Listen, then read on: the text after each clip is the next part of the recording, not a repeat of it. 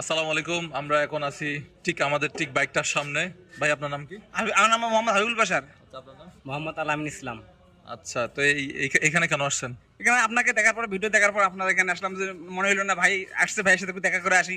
তা আমি আসছি, এটা কেমনে জানতে পারছেন? এতে ভিডিওর মাধ্যমে আমাকে জানতে পারছি, ভিডিওর মাধ্যমে আপনাকে আর কি এখানে বাসা কি আশেপাশে নাকি? না না, আমার বাসা আছে না কুড়িগ্রাম, নাগেশ্বরী। না, না, আমাদের এইখানে শহরের বাসা। শহরের বাসা এখানে থাকি, 60 ফিটে এখানে, এই ওয়ালটন গলিতে বাসা, এখানে থাকা হয়। আচ্ছা, এদিক দিয়ে কি যাচ্ছিলেন? ওরকম আমাকে দেখতে আসছেন নাকি শুধু বাইকটা? না, মূলত হচ্ছে আপনাকে দেখার জন্য এখানে আসছি। আচ্ছা, তো বাইকটা কাকে দিলে ভালো হবে? আপনার কাছ থেকে আমি পরামর্শ চাই।